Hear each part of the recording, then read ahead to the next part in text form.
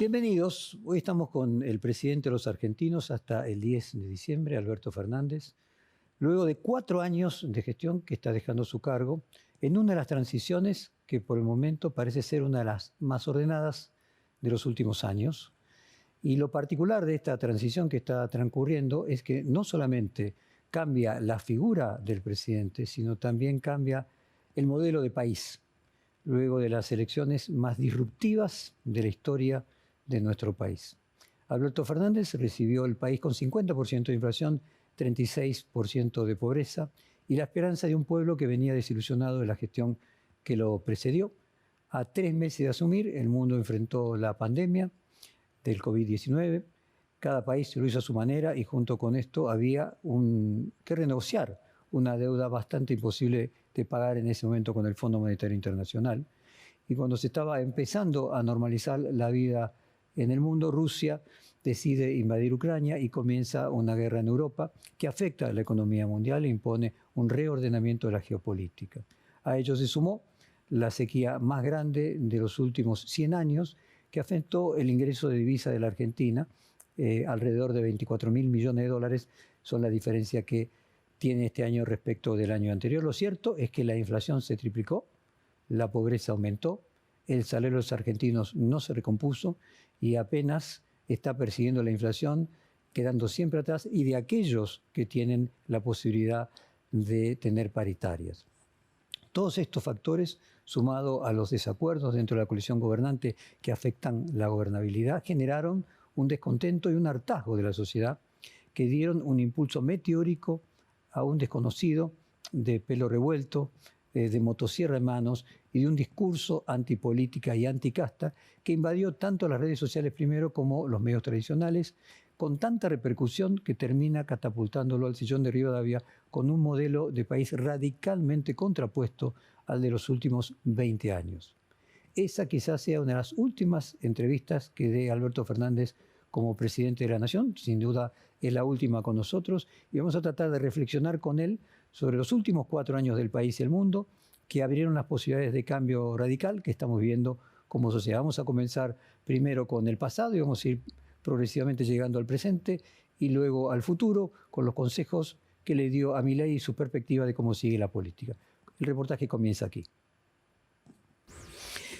Vamos a comenzar, presidente, con el balance de sus casi 4 años de gestión.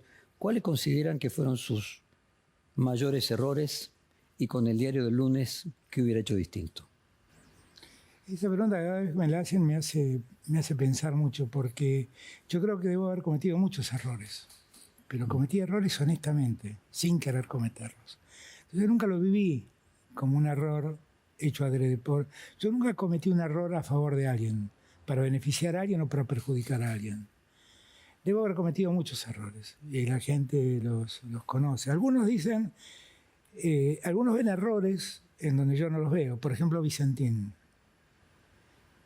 Es cierto que yo inicialmente fui con mucha fuerza por la expropiación de Vicentín, pero cuando conocí lo que había dentro de Vicentín, me di cuenta que expropiar Vicentín era hacer que el Estado Nacional use la plata de los argentinos para beneficiar a un grupo de accionistas que habían hecho un sinfín de estafas con Vicentín.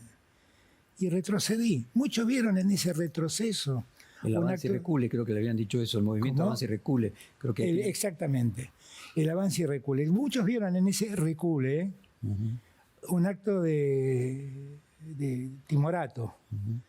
Yo lo sentí como un acto de responsabilidad social, de responsabilidad fiscal.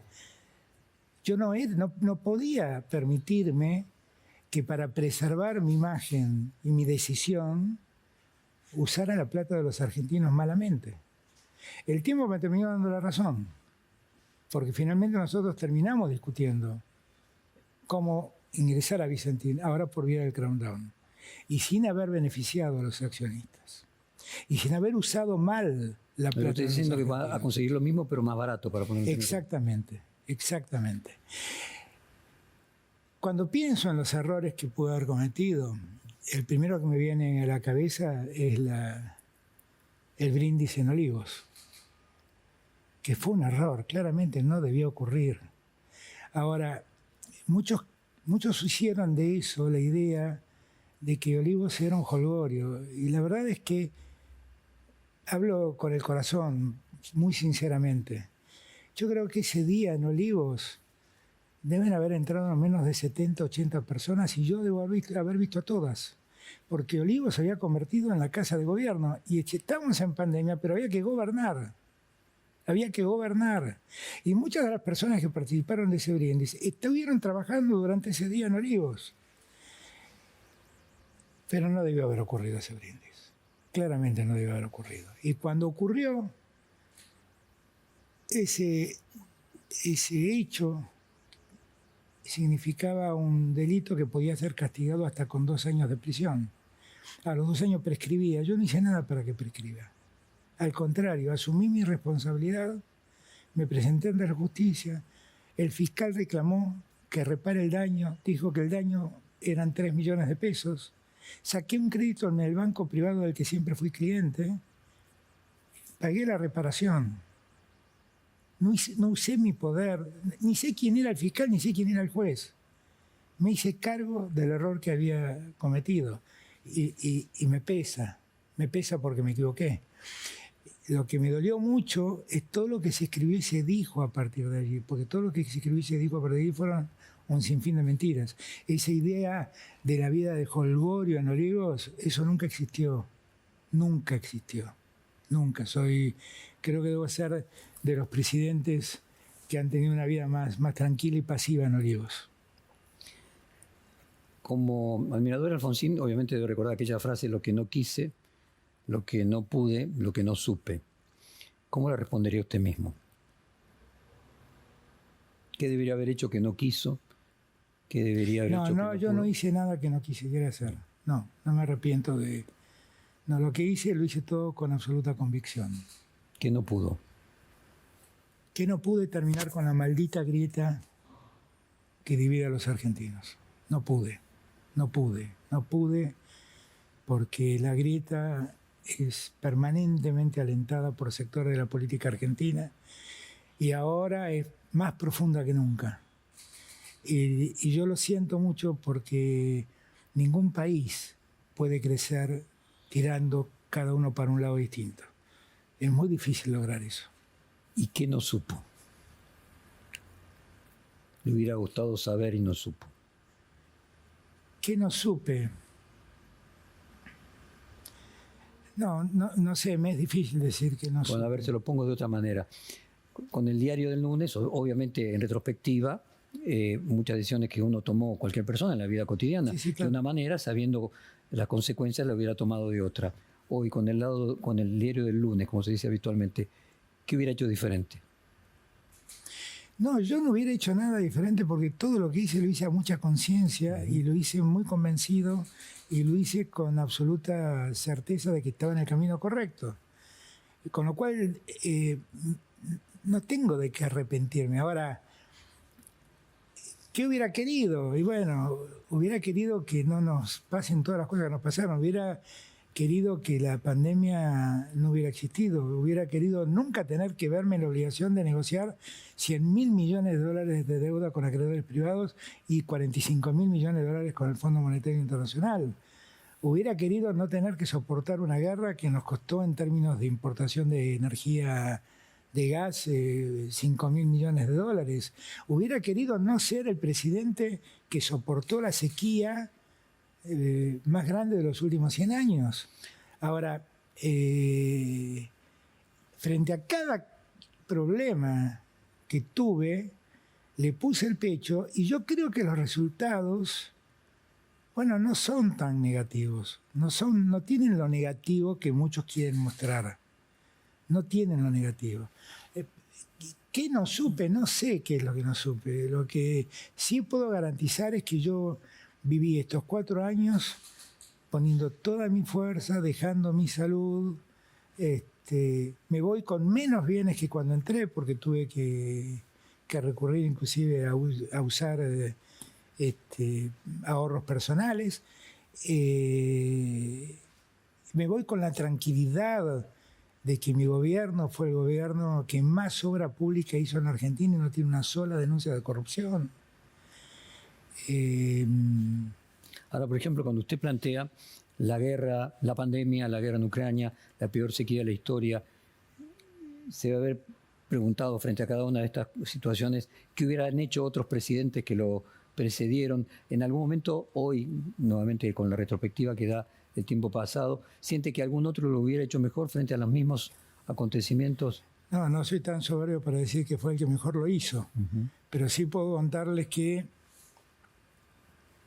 quien me presidió en el cargo me recomendó que siga, cuando arrancó la pandemia, que siga la lógica de la inmunidad de rebaño.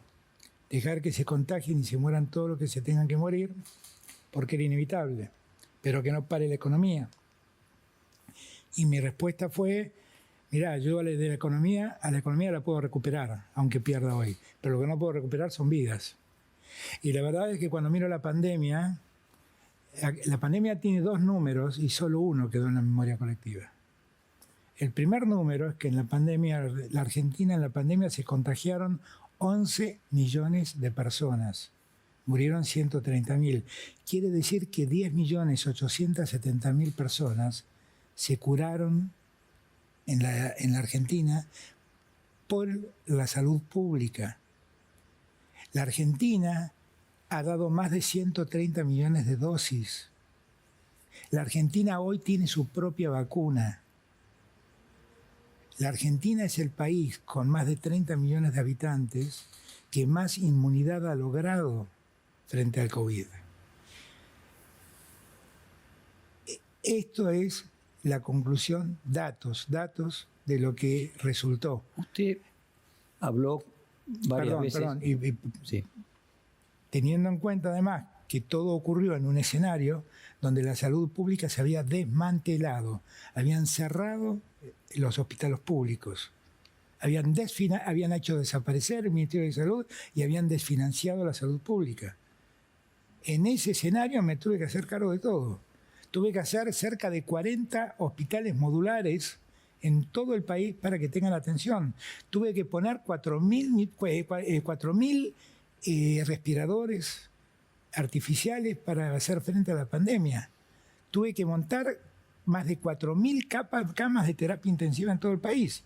Cuando yo llegué al gobierno, y usted se va a acordar, para saber si estábamos infectados, alguien que se infectaba en Tierra del Fuego lo hisopaban y el hisopado tenía que venir a Buenos Aires para que en el Instituto Malbrán determinaran si estaba contagiado o no.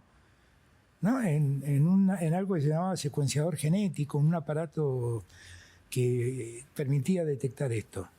Había uno en el país. Yo me ocupé de que hoy exista uno en cada provincia. Pero eso fue todo lo que pasó. ¿Quién podría haberlo hecho mejor? Y no lo sé.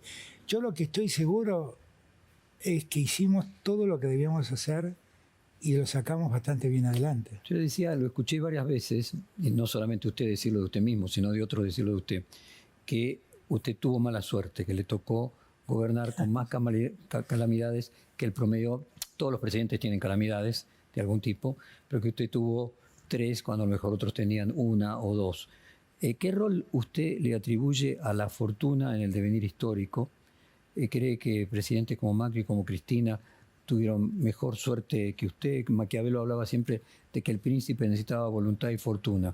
¿Cuál es su relación después de lo que le tocó vivir con la importancia que tiene la fortuna para los dirigentes políticos? Yo creo que me tocó vivir en un tiempo, en los peores 4 años del siglo.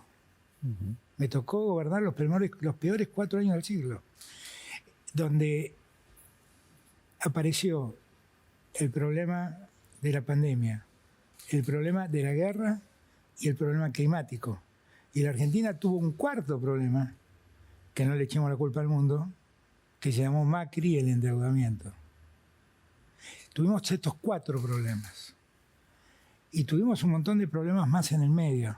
Yo cuando pensé que estaba todo terminado, entró Hamas a Israel, mató 1.400 personas, muchos argentinos, y se llevó 250 personas secuestradas, de los cuales 20 son argentinos. Y yo desde ese día, diariamente, estoy involucrado tratando de buscar la libertad de esos argentinos secuestrados.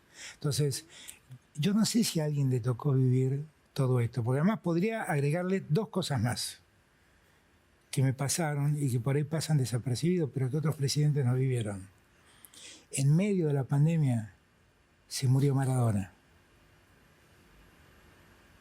Usted dirá, ¿y eso es importante? La Argentina fue conmocionante la muerte de Maradona por el amor que sentimos por Maradona. Y la posibilidad de darle el tributo que Maradona merecía y no podíamos dárselo por la pandemia. Y a mí me pasó que un libertario le puso una pistola en la cabeza a Cristina y 2 veces disparó. Y gracias a Dios no salió ese disparo. Pero también me pasó a mí. Tuve también momentos felices. Recuerdo con mucha felicidad cuando alrededor del 20 de diciembre llegó el primer avión con las vacunas. Y tuve la tranquilidad de que Argentina era el único país del hemisferio sur que empezaba a vacunar al mismo tiempo que el hemisferio norte. Tuve una enorme felicidad. Tuve una enorme felicidad también. Varias felicidades que me dio el fútbol. Mientras yo fui presidente, volvimos a ser campeones de América, volvimos a ganar la finalísima, ganamos la Copa del Mundo y le rompimos el invicto a Brasil en el Maracaná en eliminatorias. Digo, son momentos de mucha alegría para mí. Fue ver la celebración popular al regreso del equipo campeón del mundo de la Argentina. Ese fue un grato momento. Ahora usted marca obviamente un momento que es conmocionante, va a ser recordado en 100 años, que tiene que ver con la pandemia. Por ejemplo, ¿siente de que por presión de los sindicatos no pudo abrir los colegios antes de lo que a usted le hubiera gustado? Los colegios no se abrían antes de lo que yo hubiera querido, porque la recomendación de la Organización Mundial de la Salud era que no lo hiciéramos. A ver, yo no soy un médico, soy un abogado. Hice poco de infectología y yo me traté de asesorar por los mejores. Y estoy seguro que me asesoraron los mejores. Y ese grupo de infectólogos que me ayudó en aquel momento, de por vida los recordaré con gratitud. Y la Argentina debería recordarlos con gratitud. Lo que pasa es que hubo un momento donde la pandemia se convirtió en una disputa política. Si uno revisa, empezaron a discutir si los barbijos tenían sentido o no. Si la vacuna era una vacuna comunista o era una vacuna capitalista. Si no le comprábamos la vacuna a los Estados Unidos, era porque queríamos hacer un acuerdo con el comunismo por ejemplo, chino y comprar ruso. la vacuna Pfizer antes. ¿Por qué no lo compramos? Claro, digo, porque las condiciones que Pfizer ponía en el contrato eran absolutamente inadmisibles. Y cuando Pfizer cambió las condiciones, las compramos. Y tan poco problema teníamos en comprar la vacuna de Pfizer, que ¿cuál es la vacuna que más se dio en la Argentina? Pfizer. Pfizer. Entonces mi problema no era comprar la vacuna Pfizer. Mi problema era, porque hay que tener en cuenta algo... Pero países vecinos, antes que Argentina lo compraron. Yo no voy a emitir juicios sobre cosas que firmaron gobiernos de la región. Lo que sí sé es lo que firmamos nosotros. Había en ese momento un problema, y era que todas las vacunas eran vacunas que les faltaba una fase en lo que es la producción integral de una vacuna en términos técnicos. Son 4 fases y las vacunas se aprobaban provisoriamente con 3 fases. Entonces todos los laboratorios querían cuidarse, porque si algo fallaba, que no fueran contra los laboratorios. Y yo eso lo entendía. Y como me pedían cuestiones excepcionales, le pedí al Congreso autorización para hacerlo. Y el Congreso me autorizó para hacerlo, para aceptar que firme esos contratos. Que tuvieran inmunidad. Exactamente. Ahora, la inmunidad que pedía Pfizer era insólita, era inadmisible, era una concesión de soberanía. Y eso yo no lo quise aceptar. Y cuando Pfizer lo aceptó, firmamos el contrato. ¿Usted cree que quedó marcado por la pandemia? Como el presidente de la pandemia. Y voy a ser el presidente de la pandemia. Pero negativamente. A los gobernadores en aquel momento. Todos nosotros vamos a pasar a la historia por haber sido los que gobernamos en la pandemia. fue un momento muy choqueante, Jorge, no fue un momento cualquiera. Fue un momento en donde perdimos seres queridos, donde vimos morir. Nosotros no nos damos cuenta. En la pandemia se murieron 15 millones de personas. 15 millones de personas. Casi la mitad de lo que se murió en la Segunda Guerra Mundial. 15 millones de personas. Nosotros no nos damos cuenta. Nosotros en esos días convivimos con la muerte. Y los que estamos hablando somos sobrevivientes de una pandemia. Presidente, he escuchado muchas veces asesores suyos que colocan como una dimensión fundamental la búsqueda de la paz, que su coalición fue caracterizada, o su deseo fue caracterizado por reducir la conflictividad en situaciones complejas, pero siempre trató de minimizar la conflictividad. Y a otros que lo acusan por eso mismo, casi como la virtud en determinadas profesiones puede convertir en defectos, en ser el manager de la unidad en lugar de ser presidente. ¿Es correcto que usted priorizó siempre la reducción del conflicto? A ver, hay una parte mía que es indefectiblemente pacifista. Hay una parte mía que lo sigue llamando a Putin y le sigue diciendo hay que parar esta guerra. Hay una parte mía que habló con Zelensky y le dijo hay que parar esta guerra. Hay una parte mía que fue al G7 y les dijo paremos esta guerra. Hay una parte mía que habló con Biden y le dijo terminemos con los bloqueos a Cuba y a Venezuela, porque eso es pobreza para esos pueblos. Hay una parte mía que reclama que pare el fuego en Ahora, Israel. cuando va a lo interno, por ejemplo. Perdón, yo entendí la pregunta. Hay una parte innata que es pacifista. Yo no creo que en el siglo XXI, después de 2 guerras mundiales, después de la Guerra Fría, después de tanta muerte, después del terrorismo de Estado, las cosas no se puedan resolver hablando. No lo creo, no lo creo. Ahora, yo soy un peronista. Y yo creo que lo que más nos lastimó a los peronistas fue estar divididos. Y yo siempre privilegié la unidad. Por privilegiar la unidad, es verdad que soporté muchos comentarios sobre los cuales preferí guardar silencio para que no se rompiera la unidad. Porque yo sabía que si yo hablaba, eso potenciaba el conflicto y la unidad estaba en riesgo. Yo no quise ser candidato cuando muchos presidentes de América Latina me decían que el candidato debía ser yo y de Europa. Yo preferí decir no ser candidato para preservar la unidad, porque me daba cuenta que si yo era candidato, alguien iba a querer romper el espacio. Y no me arrepiento de nada de eso, porque lo más importante es que estemos y sigamos unidos. Sigamos unidos dando el debate que tengamos que dar, porque está claro que no todos pensamos lo mismo. Y está claro que no todos actuamos del mismo modo.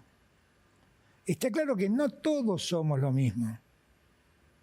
Por lo tanto, yo no estoy renunciando al debate. Yo estoy proponiendo un debate profundo que moderniza el peronismo, que lo mantenga unido y que permita abrir un nuevo ciclo. Ahora, efectivamente, mientras goberné, tuve muchos momentos difíciles que no achaco, ni imputo, ni cuestiono. Yo celebro eso que llaman ser timorato, o ser miedoso, o ser... ¿cómo lo llaman? No es blando la palabra que usan. Bueno, originalmente que era un títere de Cristina. Primero me digo, bueno, no, pero usan un término, me gusta un término que usan que es un tibio. No es momento para tibios.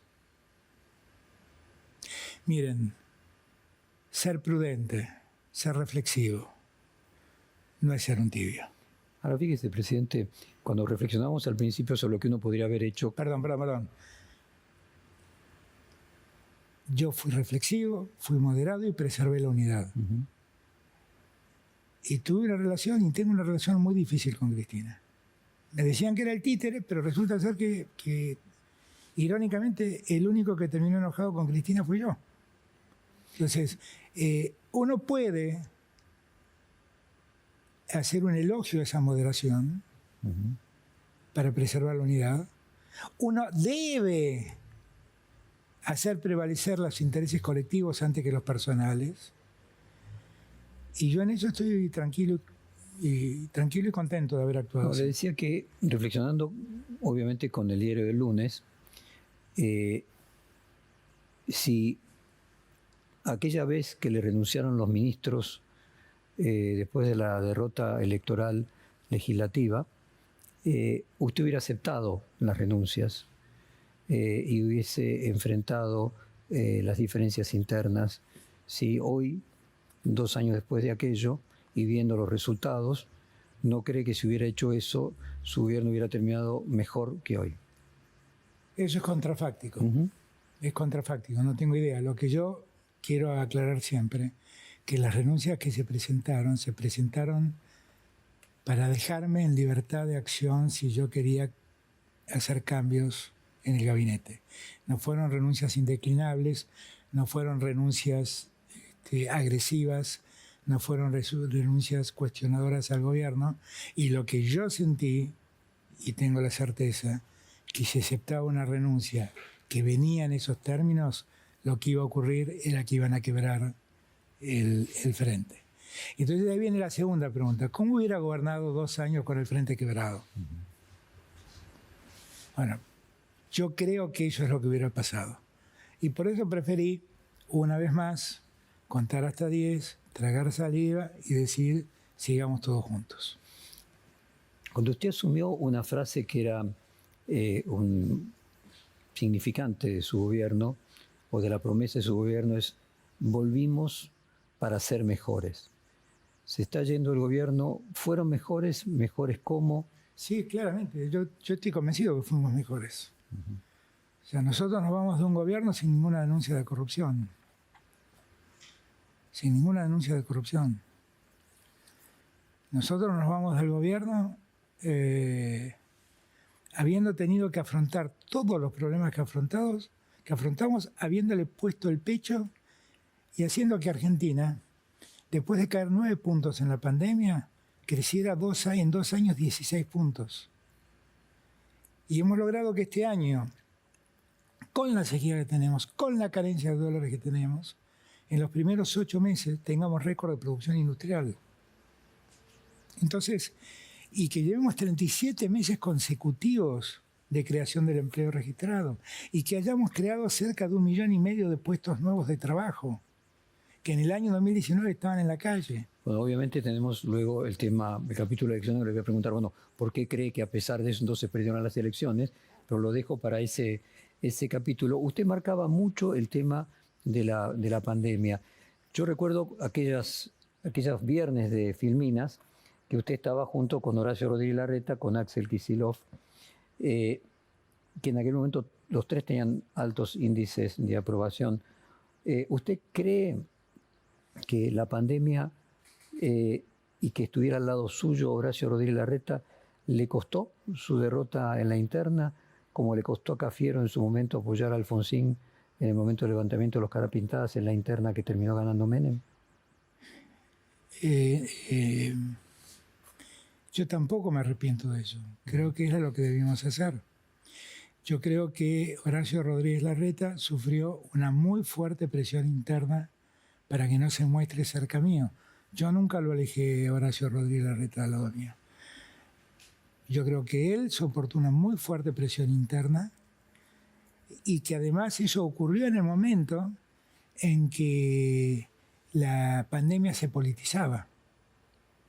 Acuérdense, ¿no?, de los que salían a la calle y hablaban de la infectadura, que nosotros éramos una infectadura, que las vacunas tenían un chip para poder seguir sus vidas, que era un negocio entre comunistas, argentinos, chinos y rusos.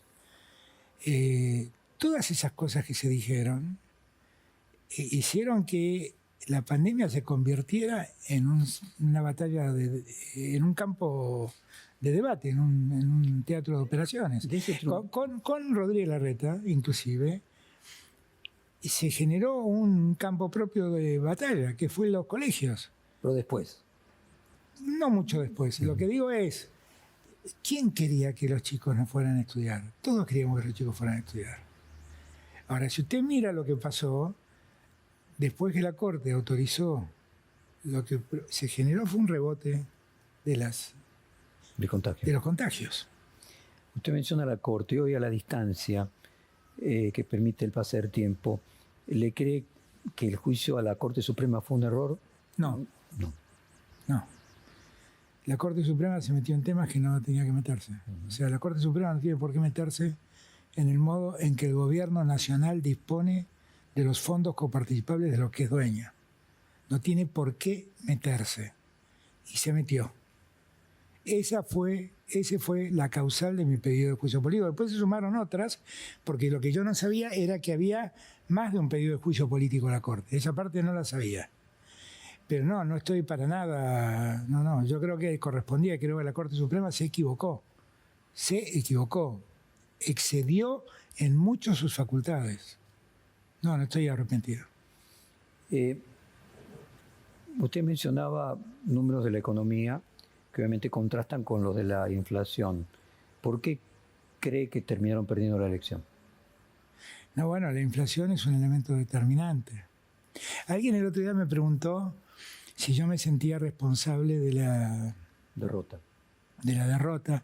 Y yo dije, no me siento responsable de la derrota. En verdad, la respuesta fue más amplia y lo que quise decir fue otra cosa. Obviamente, yo no puedo decir que no soy responsable si yo soy el gobierno que no salió airoso me cabe alguna responsabilidad. Obviamente que tengo alguna responsabilidad. Obviamente. Lo que yo planteaba es que no siento ser la única causa de la derrota. En verdad, nosotros perdimos la elección por diferentes motivos. Yo creo que lo de la inflación es un problema. Es un enorme problema que la Argentina arrastra hace mucho tiempo y que en este último año se potenció precisamente por la falta de dólares. En la Argentina dejaron de entrar 23.000 millones de dólares. Algunos dicen 25.000 por lo que perdimos de exportaciones de carne. Pero pensemos en 23.000 millones de dólares. Eso es casi un 25% de nuestras exportaciones. La falta de esos 25.000 millones de dólares hicieron que el dólar se convierta en un bien escaso y que su precio tienda a subir.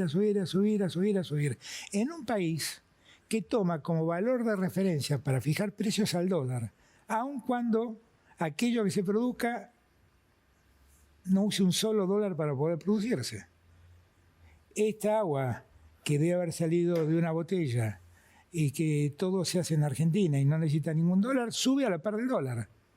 Y uno dice, ¿por qué pasa esto? Bueno, el dólar se desató. O sea, usted está diciendo que lo mismo le pasó a Macri, que el dólar pasó de 17 a 40 y la inflación se duplicó, aunque el gasto público y el déficit se han duplicado. Es que el elemento dólar, lo único que hay que decir es que ahí fue producto de un raptus de locura de Macri, que el día que perdió las PASO salió a hacer una conferencia de prensa. Al 2018, digo, cuando una sequía que no tenía el mismo tamaño que esta, pero había una sequía, cuando aumenta la tasa de interés en Estados Unidos. El mayor conflicto es cuando él lleva el dólar a más de 60 pesos. De 40 a 60, sí. Y yo salgo a decir, el dólar a 60 pesos está bien para parar la suba del dólar. Yo estaba diciendo antes, cuando el planteo era que emisión cero, que era lo que planteaba el Fondo Monetario, pero igual el dólar le pasó de 20 a 40. No hay ninguna duda. Y la inflación le pasó, se le fue también, se le duplicó. No hay ninguna duda de que la suba del dólar en Argentina termina influyendo en los precios internos. No hay ninguna duda. Porque todo el mundo toma el dólar como una referencia. Y aun cuando en la producción de bienes no se utilicen dólares.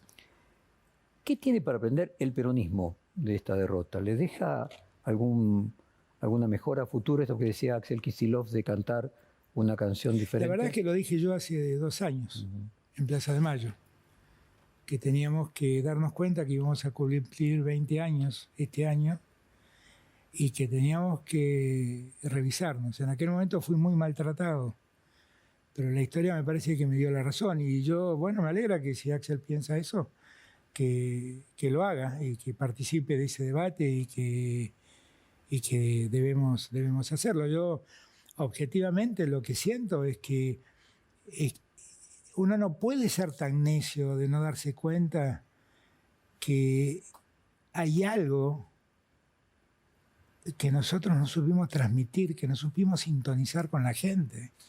Hay algo en lo que fallamos. Yo tengo en mi cabeza varias causas, pero no tengo ninguna certeza. Y deberíamos revisar en qué fallamos para explicarnos cómo es posible que hayamos perdido como perdimos cuando creamos 1,5 millones de empleos, cuando entregamos 140.000 casas, cuando hicimos la obra pública más grande de la historia de la democracia, que es el gasoducto Néstor Kirchner, cuando con eso cambiamos la estructura económica del país, cuando en el Chaco se está inaugurando el acueducto más largo de América Latina, cuando hicimos 18.000 kilómetros de rutas, cuando hicimos 140.000 viviendas. ¿Qué falló? Duplicado en los últimos 2 años 2 veces la inflación. Eso tiene la explicación que estoy dando, ¿no? Eso tiene la explicación que estoy dando. Y evidentemente esa debe ser una de las causas, sin ninguna duda. Y a ver, otra más de fondo que tiene que ver a lo mejor con el comienzo del gobierno, el colectivismo. Hay un detalle que yo siempre marco, ¿no? La inflación en Argentina ha ocurrido y ha alcanzado niveles altísimos. No arrancó de 0, arrancó de 54 puntos. Cuando uno mira lo que le ha pasado al mundo, la inflación ha ocurrido en todo el mundo. Cuando el mundo se pregunta por qué ocurrió esta inflación, hay 2 respuestas. La primera, que durante la pandemia se emitió mucho dinero para tratar de sobrellevar las cosas. La Argentina también lo hizo. Y la Argentina lo hizo en peores condiciones porque tuvo que emitir casi 7 puntos del PBI porque no teníamos un centavo de crédito, porque estábamos virtualmente en default, así nos dejó Macri. Entonces, cuando uno mira lo que pasó en el mundo, las inflaciones de los países más desarrollados en el mundo se multiplicaron por 6, se multiplicaron por 10. Pero luego bajaron. Sí, pero no bajaron a 0. Primero se multiplicaron, después bajaron algunos puntos, pero se multiplicaron por 6, se multiplicaron por 10, se multiplicaron por 11. Nosotros multiplicamos por 2. Sí, lo que pasa es que en el peor de los casos, por 3. Lo que pasa es que partimos de 54. Por eso digo que hay 2 formas de leer esto. Hay 2 formas de leer esto. Yo con esto no estoy justificando de ninguna manera que es razonable tener 130 o 140 puntos de inflación. No, no es razonable, claramente. Pero fue un fenómeno mundial que tuvo que ver con la emisión que se generó en la pandemia y con el aumento de los alimentos y de la energía con la guerra de Ucrania y Rusia. Y en la Argentina, con la falta de dólares. Brasil, para ponerle ejemplo de países limítrofes, ya el año anterior, antes de la sequía, habían vuelto a la inflación previa a la pandemia. Y la Argentina, antes de la sequía, mantenía una tasa. Pero Brasil tiene millones y millones, miles de millones de dólares en reservas. Bolsonaro no le hizo el daño económico que le hizo Macri a la Argentina. A ver, una hipótesis, presidente. Lo que Milei llama el colectivismo, o socialismo, la centroizquierda. O comunismo. Comunismo, pero como un significante, ¿no?, del progresismo, independientemente del nombre. ¿Perdió la batalla cultural? O sea, ¿no supo hacer las reformas de segunda generación que a lo mejor eran necesarias para continuar con un movimiento progresista que tuviese que ver con... Pero a ver, cuando uno mira lo que nosotros seguimos ampliando derechos como en la historia del peronismo siempre se ha hecho. Creamos el documento no binario, garantizamos el cupo trans, sacamos la ley de los 1000 días, sacamos la ley de interrupción voluntaria del embarazo. La interrupción voluntaria del embarazo que nos demandó tanta discusión, hoy lo que representa es que la mortalidad de mujeres a causa del embarazo se redujo en más de un 50%. Y que la reducción del embarazo adolescente prácticamente es total. Ese debate nadie lo está dando. A ver, Sigo. Nosotros seguimos trabajando por la memoria colectiva. Nosotros logramos lo que todos pensaban que nunca íbamos a lograr. Gran mérito de Marcela Lozardo. Nosotros logramos que UNESCO reconozca Patrimonio de la Memoria a la ESMA. Cuando la vicepresidenta electa decía que ahí había que abrir un colegio y olvidarse de lo que había pasado. Ahora eso no va a poder ocurrir. Nosotros garantizamos todos los derechos de los trabajadores. No cerramos una paritaria. Ahora, permítame sobre ese punto, presidente.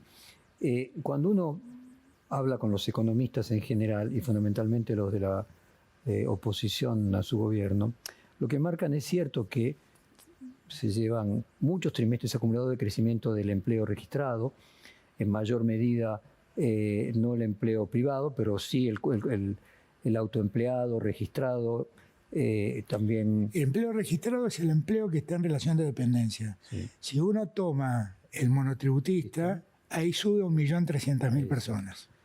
Ahora, el planteo es, bueno, pero tenemos la mitad de los trabajadores que no están registrados. Sí, claro. Entonces, las paritarias, todos estos números están midiendo a un porcentaje que no es el mayoritario del total de la gente empleada. Que yo lo que creo es que hay que revisar algunas cosas en Argentina. A eso me refería. Entonces, en las reformas a las que yo le mencionaba, ¿no cree que hubiera sido necesario reformas en el mercado laboral para permitir que esa gente que no está registrada pudiera pasar a estar registrada? Mire, nosotros, ahí tiene un caso de lo que quisimos y no pudimos. Ahí viene. Volvemos a la primera pregunta. Algo que quise y que no pude. Nosotros quisimos que los que tenían planes sociales volvieran al trabajo. Entonces hicimos un programa que decía, miren, vuelvan a trabajar. Y al empleador le decía, tómelo, que yo le voy a seguir pagando el plan y usted páguele la diferencia. Y al cabo de un año, usted lo emplea. Fracasamos. Y lo intentamos 1 y 1000 veces. Y no salió. Ahora, cuando usted me pregunta, ¿y por qué no salió? Yo creo que hay un problema en la lógica de los planes. Los planes en la Argentina se dan sine die, es decir, se dan eternamente. Y entonces, el que tiene un plan no tiene miedo a perder el plan, lo que tiene miedo es a perder un trabajo estable. Entonces, eso termina favoreciendo la economía informal, o el empleo informal, o el empleo negro, como usted lo llama. Eso es algo que debemos abordar en Argentina, una solución. Nosotros intentamos esta que estoy diciendo, y no funcionó. A que me refería, ¿no? Presidente, hacemos un corte para una tanda comercial y volvemos en algunos minutos.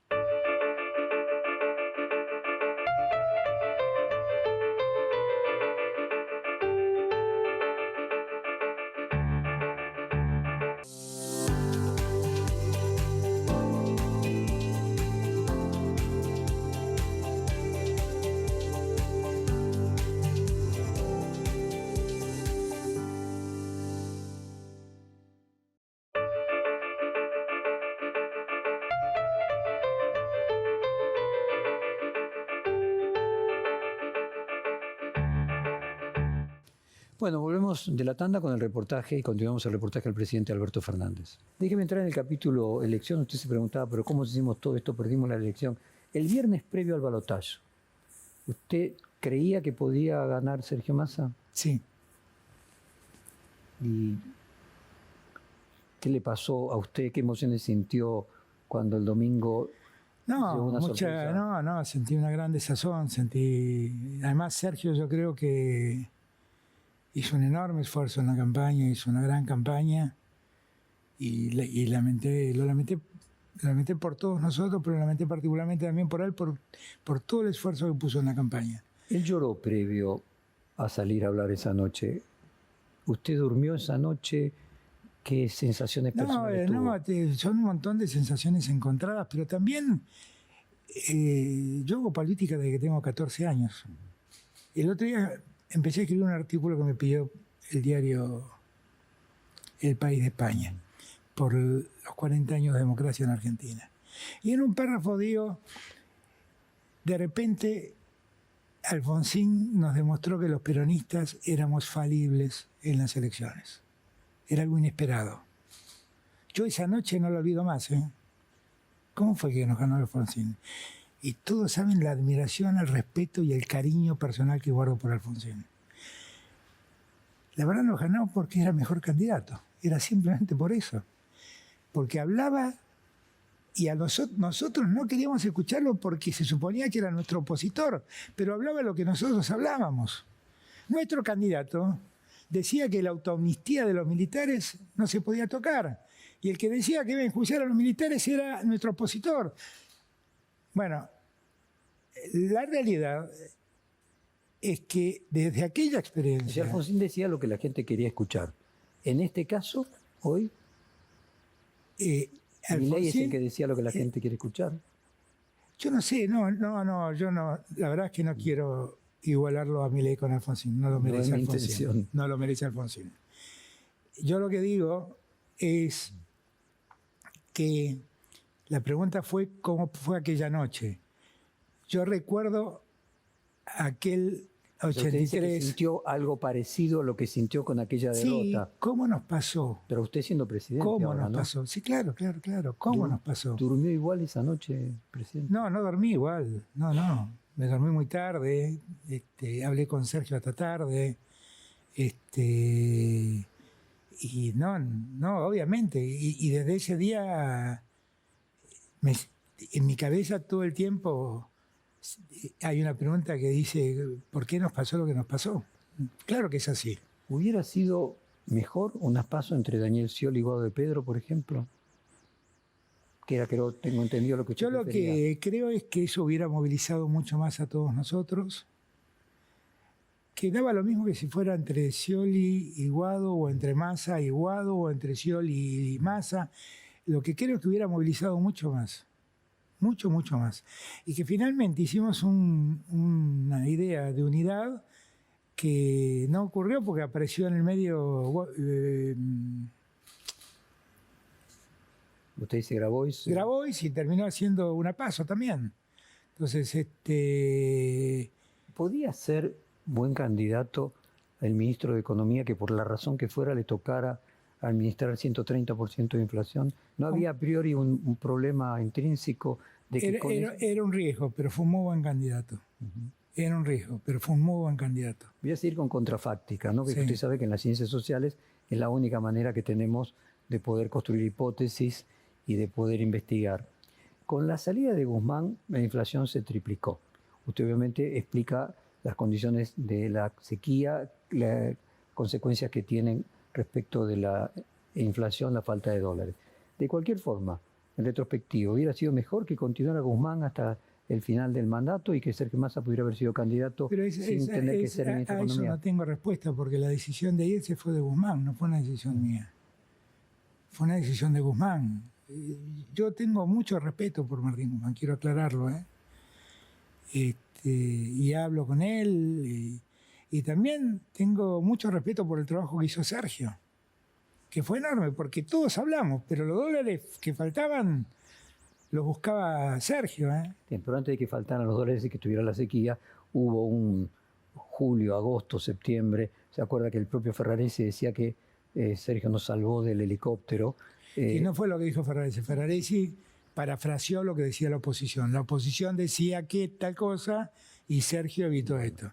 Pero de cualquier forma usted sabe que el solo mencionarlo implica de alguna manera ponerlo en presencia de que podía haber...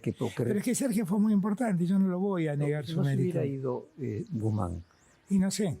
No hubiera existido ese julio, agosto en el que la inflación pega un no salto. Lo sé. Antes de la sequía estoy hablando. Es que no lo sé. Yo lo que creo es que la salida de Martín intranquilizó mucho a los mercados, que los mercados cuando se intranquilizan aumentan precios para prevenirse, esto que llaman la inflación autoconstruida. los economistas. ¿Por qué se fue Martín Guzmán? ¿Tiene que ver con el fuego amigo, esta interna que mencionábamos Yo antes? entiendo que se fue porque entendió que no podía seguir soportando los embates que desde adentro le venían. Por ejemplo, el tema de las tarifas, que a Massa se le permitió. Eso más o menos porque yo ya le había dado ya el ok de que avancemos con el tema de las tarifas. En la campaña, exclusivamente en la campaña, ¿cree que se cometieron errores? Por ejemplo, hay quienes dicen que el cierre de Massa en el Carlos Pellegrini con estudiantes de clase media alta no era un clásico cierre peronista. ¿Usted siente que en la campaña, ahora no me refiero al candidato, sino en la campaña, se cometió algún error, ya no en el gobierno, sino en la campaña?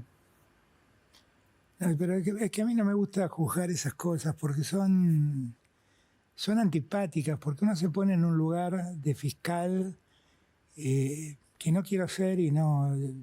Todos pusimos todo en la campaña, hicimos lo mejor posible.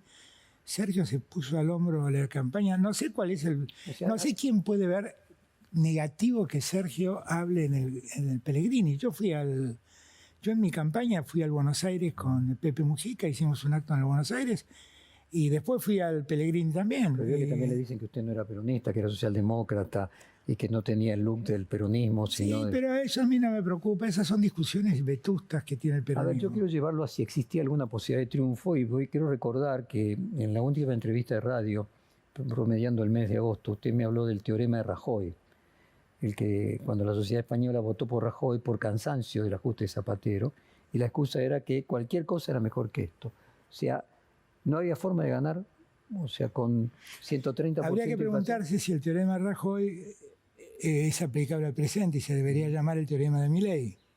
Y si es aplicable, es muy posible pensarlo. Que mucha gente, cansada de la presencia política y sostenida de una fuerza política durante 20 años en el centro de la escena, afectada definitivamente por la inflación. No me gusta que me hablen de ajuste porque nosotros no ajustamos nada, porque si hubiéramos ajustado no tendríamos ni la economía ni la actividad industrial creciendo prácticamente en todos los rubros, no tendríamos récord de producción de autos, no tendríamos 10 trimestres consecutivos de aumento del consumo, no tendríamos los récords de turismo que hemos tenido. No, yo lo que creo es que efectivamente la inflación afecta a mucha gente y que la afecta mucho porque afecta el bolsillo de la gente. Y que eso sí puede haber pesado, pero decir... Por ejemplo, había una yo con toda franqueza, si uno analiza las cosas así, uno debería preguntarse el spot de cierre de Milei, donde se desdice absolutamente de todo lo que dijo. Bueno, con esa lógica yo me pregunto, ¿cómo la gente lo votó? En el último spot dice... Voy a seguir cuidando la salud pública, voy a seguir cuidando la educación pública, no voy a cerrar el CONICET, no voy a cerrar las empresas. Todo lo que había dicho en el último spot lo desdice. Bueno, uno podría decir, ¿y por qué votaron esto? Si, bueno, porque evidentemente... Cosa es mejor, seguimos con el teorema de Rajoy, cualquier cosa es mejor y que por este eso, tal vez por eso, exactamente, tal vez por eso, pero lo que quiero decir es que es muy difícil decir, yo sería muy ingrato con Sergio, de decir, no, Sergio perdió porque hizo un acto que no debía hacer. No, eso no lo haría, no lo creo y no lo pienso. Se reconfigura el mapa político a partir de aquí. Vamos a hablar del panperonismo, pero primero me gustaría, supongo que le va a ser más fácil hablar de Juntos por el Cambio. ¿Usted cree que Juntos por el Cambio, en esta reconfiguración del mapa político, tiene riesgos de dividirse y de dar por concluido, como algunos integrantes de Juntos por el Cambio dicen, la unión que tienen? Siempre evito hablar de otras fuerzas porque, como soy un tipo de la democracia, que cada uno se pare donde se tenga que parar. Yo lo que sí veo es lo mismo que Pedro Sánchez marcaba el otro día en el acto de Asunción ante las Cortes, ante el Congreso español. Yo lo que noto es que la derecha democrática, de repente, por desesperación, por impotencia, terminó abrazando a la derecha no democrática, que es esa derecha que reivindica el terrorismo de Estado, que es esa derecha homofóbica, que es esa derecha que dice que las mujeres están en iguales condiciones que los hombres cuando todos sabemos que no lo están, que es esa derecha que desprecia la educación pública y dice que es una escuela de adoctrinamiento, y se abrazó a eso, y eso me preocupa.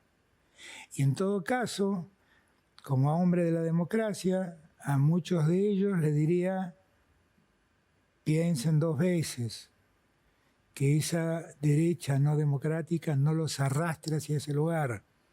Vuelvan al lugar de la derecha o del centro democrático, porque también ahí no todo es derecha. El radicalismo no era un partido de derecha, Alfonsín hizo un partido de centro-izquierda con el radicalismo.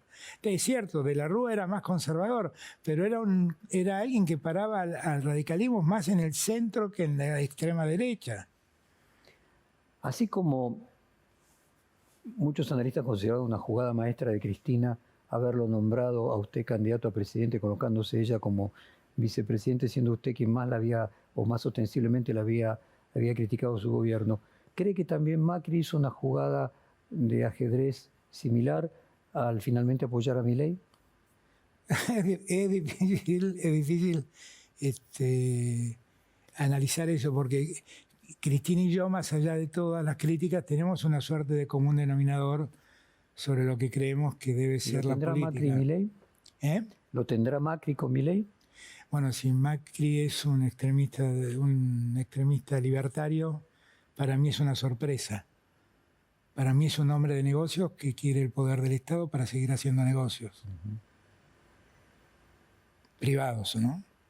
O sea que le sería funcional Milei. Y tal vez.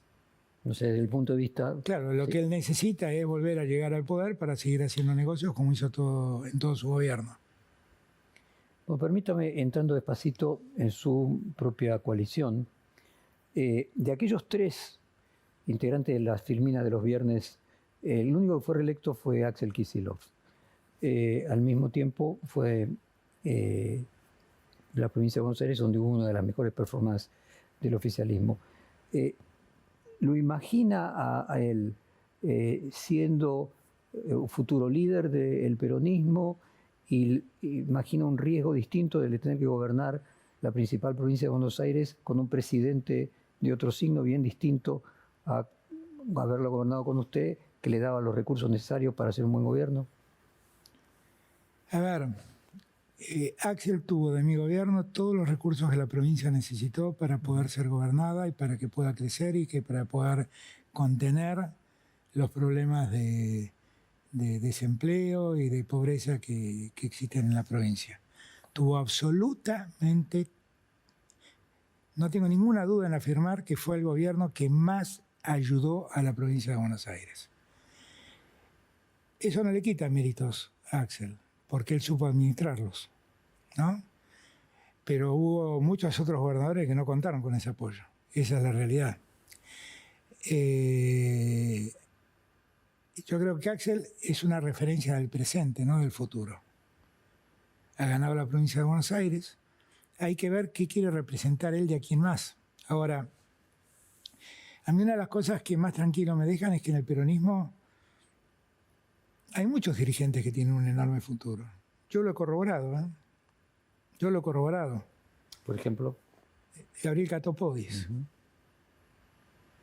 Es un dirigente excepcional, un militante único, un funcionario único, que ha manejado millones y millones de obra pública y nunca ha perdido su criterio social, el principio de decencia, los principios de austeridad republicana.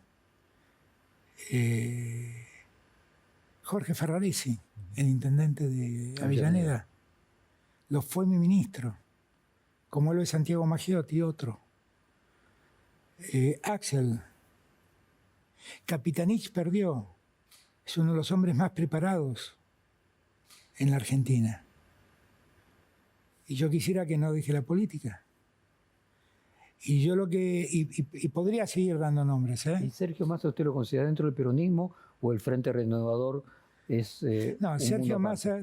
Massa, no tengo ninguna duda que es peronista. Lo que ocurre es que él, en la coyuntura, creó su propio partido. Pero uno debería considerarlo en eso que usted llama panperonismo. Debería considerarlo allí adentro. Y además me parece que es un hombre joven que tiene oportunidades por delante. Él ha sido un gran presidente de la Cámara de Diputados, antes fue un gran funcionario en el ANSES, lo vi yo. Ha sido un ministro que en momentos muy difíciles siempre sacaba un as de la manga para ¿Usted sortear cree problemas. que esto que él dijo se acabó, una etapa en mi vida, la vida política, Una etapa de su vida se ha acabado. Fue candidato y pero se fue. que va a continuar siendo... Bueno, yo lo aliento a que él continúe porque tiene mucho para dar. Hay dos elecciones y cierta sabiduría de la sociedad que conjuntamente con que gana un primer presidente libertario de la historia de la humanidad, lo que parece bastante excéntrico para la sociedad. Por el otro lado, a nivel del Congreso, diputados y senadores nacionales, en realidad el oficialismo suyo le fue mucho mejor que a la oposición, porque aumentaron la cantidad de senadores, perdieron muchos menos diputados y el verdadero perdedor legislativo fue Juntos por el Cambio. Sí, bueno, fue una elección rara, ¿no? Y eso también demuestra cómo vota la gente, ¿no? Una de las cosas que yo siempre digo, cuando uno dice, bueno, pero fulano le pasa sus votos a Mengano. Fulano no es dueño de nadie. O sea, yo siempre discuto con mis compañeros. Fíjese esto, presidente, por un lado tiene que Juntos por el Cambio gana gobernaciones y pierde representación en el Congreso. Viceversa, el peronismo pierde gobernadores y aumenta su representación en el Congreso, por lo menos en lo que hace al Senado. Parece como que hubiera tres elecciones diferentes. Pero es que es eso lo que pasa, porque en verdad lo que está pasando es que la gente vota gente. La gente no vota partidos, la gente vota gente que le inspira confianza. Y entonces yo puedo votar al presidente de un partido. Eso se ve claramente en Santa Fe. Claramente en Santa Fe. En Santa Fe las boletas son distintas. Hay una boleta común para gobernador donde están todos los gobernadores. Usted tiene que marcar el gobernador que le gusta. Hay una boleta donde están todos los diputados y usted marca el que le gusta. Hay una boleta donde están todos los senadores, usted marca. Hay una boleta donde están los intendentes, usted marca el que le gusta. Cuando termina, ganaron 4 fuerzas tal vez. Cada una en su rubro, porque claramente la gente cada vez más vota aquello con lo que se identifica. Usted dijo que nunca le pasó por la cabeza renunciar en estos 4 años. ¿Alguna vez pensó que podría haber sido un error haber aceptado la propuesta de Cristina Kirchner para encabezar la fórmula presidencial con ella de vicepresidente? Yo hubiera querido que todo fuera de otra manera, pero fue así. Yo hago política desde que tengo 14 años. En política uno no elige ni el escenario ni con quién compite. Ni con quién se alía también. Es lo que le toca y es lo que hay. Y en ese momento había un peronismo muy dividido que yo, mucho antes de ver a Cristina, empecé a trabajar para unificarlo. Y a todos les decía, hay que unirse con Cristina también, cuando yo estaba al distanciado de Cristina. Porque Cristina representa, o sea, negar que Cristina representa a parte del peronismo es una necedad. Negar que Cristina es parte de la historia es una necedad. Uno podrá decir, tiene más o menos fortaleza que antes. Es un tema en debate, eso y cada uno saca sus conclusiones. Pero decir Cristina no existe es una necedad. Era una necedad entonces, es una necedad ahora. Yo sigo creyendo que nosotros tenemos que ser capaces de mantener esa unidad, de estar más unidos que nunca en esta situación. Porque ahora tenemos que enfrentar un gobierno que va contra todas nuestras lógicas. Tenemos que estar muy unidos, muy unidos. Y combatir esas lógicas usando los resortes de la democracia, no otros, usando los resortes de la democracia. Presidente, cuando mencionábamos las calamidades, algunos de su propio partido consideran la cuarta plaga o la quinta plaga, como usted lo quiera llamar, el factor Cristina, el elemento de incertidumbre política que generaba, además de la pandemia, de la guerra y la sequía.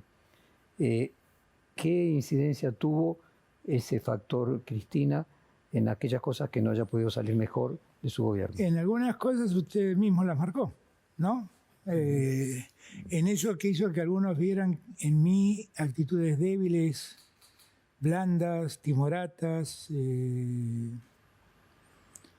tibias, porque de un lado había alguien que exhibía una carta muy dura y del otro lado había alguien que no contestaba y seguía adelante.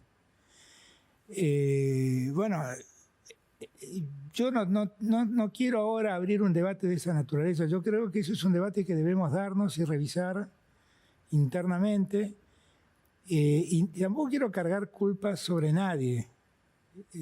Yo la tranquilidad que tengo es que puse todo de mí, puse todo mi empeño, puse toda mi fuerza, que tuve un equipo de ministros y de colaboradoras que trabajaron a la par mío, inclusive aquellos que podrían estar entre la fuerza que me complicaba. Yo sería un ingrato si decir que el PAMI estuvo bien, si yo dijera que el PAMI no estuvo bien manejado o que el ANSES no estuvo bien manejado, sería un ingrato, o que Aerolíneas Argentinas no estuvo bien manejado, sería un ingrato. Y no me gusta ser un ingrato. Entonces, yo creo que allí la pregunta es muy válida y que debemos hacer una reflexión, pero que tenemos tiempo para hacerla y que debemos hacerla internamente. ¿Y qué sintió al escuchar a la vicepresidenta tras la votación en primera vuelta decir, cuando se le debe votar, este no fue mi gobierno? Bueno, no la entendí porque después actúa como si fuera su gobierno, pero al margen de eso, ella dijo, yo no me siento parte del gobierno porque no he sido escuchada. Y eso no me parece que no es correcto lo que dice. Porque ella siempre fue escuchada en privado, fue escuchada en tweets, en conferencias que ella llama clases magistrales, en cartas públicas abiertas. Lo que sí es cierto es que no siempre compartí esas ideas. Entonces, si me quiere acusar de ser desobediente, lo puedo entender. Si me quiere acusar de no haberlo oído, no. Eso no. ¿Cuánto hace que no habla con ella? Hace mucho.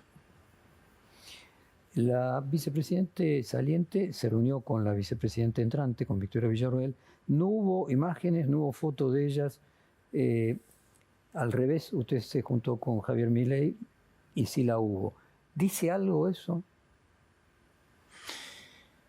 No conozco la razón por la cual no hubo fotos. Capaz que no hubo fotos porque no quiso quien fue a visitar a Cristina, no lo sé. Yo lo que creo es que yo hubiera querido otro resultado y tengo muy en claro que el día que lo recibí a Milei estaba recibiendo a alguien que representa mucho de lo que yo no quiero en política. Y sin embargo, lo recibí porque fue la decisión de la gente, fue la decisión del pueblo. Y para mí, ante eso, no hay nada más que hablar. Y además porque quise ayudar a los argentinos en un sentido a reflexionar que la democracia es esto, que a veces se gana, que a veces se pierde, y que no podemos convertirnos por perder en personajes resentidos, que dañan al pueblo por ese resentimiento. Quise dar una imagen de seriedad institucional y como le dije a Milei, ojalá te vaya bien, yo no quiero que te vaya mal. Ahora tenemos el capítulo de Milei. Me gustaría primero agotar el capítulo del futuro del peronismo, el rearmado. Usted mencionaba recién que algunos podrán discutir si Cristina Kirchner tiene más o menos incidencia en la política, pero sigue siendo una persona muy, muy importante. El kirchnerismo, con este resultado electoral, ¿entra en un ocaso? Algunos dicen se terminó el kirchnerismo. A mí el concepto del kirchnerismo me complica la vida porque... Es polisémico, ¿de qué estamos hablando? Es polisémico, ¿qué estamos diciendo? Claro, claro, es que a mí me complica, porque yo soy kirchner, yo fundé el kirchnerismo. Yo no sé, quiero ponerlo cristinismo. Por eso, yo lo que creo es que el kirchnerismo también tiene como vertientes. Bueno, entonces... Ahora, lo que a mí me parece es que el debate que el peronismo debe darse no pasa por el kirchnerismo. Mire, el otro día escuchaba en televisión a un... creo que es licenciado en Ciencias Políticas, que fue presidente del Banco Provincia en la época de Scioli, y que se la pasaba despotricando en aquel entonces por el personalismo de Cristina. Y lo escuché decir muy suelto de cuerpo. Yo no sé cómo Alberto Fernández quiere ser presidente o quiso ser presidente de los peronistas si nunca quiso hacer el albertismo. Pero ¿en qué cabeza cabe que un peronista no quiera hacer el albertismo? En la cabeza de aquellos que no quieren más personalismos en el peronismo. Porque lo que tenemos que entender es que nosotros nacimos como consecuencia de un personaje que se llamó Juan Domingo Perón, que es único e irrepetible. Único e irrepetible. Y que todos los sismos que generamos a partir de Perón solo nos generaron confusión. O sea, el peronismo luderista fue conservador. El peronismo menemista fue neoliberal. El peronismo dualdista fue conservador popular. El peronismo de Néstor fue progresista. El peronismo mío quiso ser progresista, no lo voy a calificar yo. El peronismo de Cristina fue progresista con un sesgo personalista más notorio.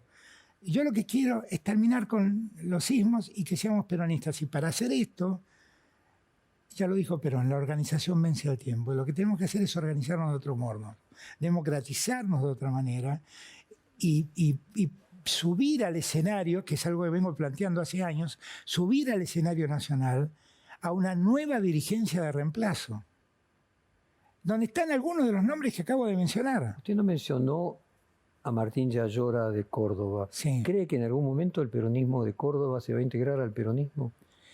Yo lo conozco, Martín Yayora, lo conocí cuando era intendente de San Francisco. Y es una persona lúcida, con ideas lúcidas, y es un hombre de la democracia. Yo lo que no creo es en esta idea, yo no creo ni en el cordobesismo, ni en el mendocinismo, ni en el porteñismo, no creo. Nadie se salva solo, somos parte de una nación que se llama Argentina. Presidente, ¿fue verdad ese diálogo con Roberto Navarro que le atribuyen el que usted dijo que podría ser la persona que dé por terminado el cristinismo? No, eso fue producto de una charla donde yo planteaba, después de 20 años tenemos que revisar algunas cosas. Es lo mismo que dice Axel hoy cuando dice tenemos que tocar otra melodía. Y eso se convirtió en que yo dije que quería terminar con el cristinismo. Yo no quiero terminar con nadie. Yo quiero sumar a todos, pero quiero que todos nos respetemos y que seamos primus inter pares, porque yo no tengo jefes. Presidente, ¿cómo se imagina que sería el papel de Cristina Kirchner en el futuro y cómo le gustaría que se reorganice el peronismo? Yo quisiera que todos los que ya pasamos por la presidencia nos convirtamos, no, dejemos de ser jarrones chinos, como decía Felipe González, y nos convirtamos en ladrillos que solidifiquen una pared que se llama peronismo, que crezca y sea un canal de contención para millones de argentinos que necesitan de la justicia social que hoy no tienen. Ahora, usted continúa siendo presidente del partido. Sí. ¿Qué va a hacer usted mismo? ¿Qué va a hacer? Presidente del partido hasta que llamemos a elecciones y regularicemos. Y voy a promover un debate interno en el peronismo. ¿Qué sucederá a mitad de año próximo? Creo que es a mediados de abril, mayo del año que viene, si no me equivoco. ¿Y cuál es su plan ahí? ¿Presentarse? ¿De qué manera? Voy a hacer lo que mejor nos convenga a todos. Yo nunca pensé en mí. Nunca pensé en mí. Yo no pienso en la política en términos personales. Por eso detesto los personalismos. Cuando usted habla de los sismos, siempre se decía que el peronismo porteño era distinto al resto del peronismo, el peronismo loco, porque siempre perdía. Siempre perdía. Entonces se parecía más a los radicales, que en el resto del país estaban acostumbrados generalmente a perder. Hay una paradoja porque el peronismo porteño hizo una de sus mejores elecciones, cuando al revés el peronismo a nivel nacional hizo una de las peores. ¿A qué le asigna eso? ¿A que los radicales votaron en la ciudad de Buenos Aires? No, es que creo que en la ciudad de Buenos Aires la cuestión institucional y democrática y el tema de los derechos humanos y el tema de los derechos de las minorías pesa mucho más que en otros lugares del interior del país. Y acá lo advirtieron que eso estaba en riesgo. Y eligieron al candidato que garantizaba que esos derechos no corran riesgo.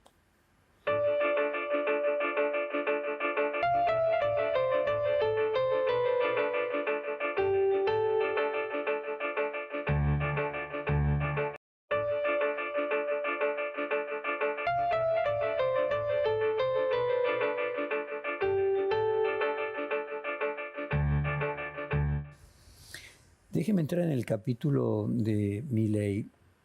Usted ya contó en uno de estos reportajes que lo había conocido antes de ser presidente.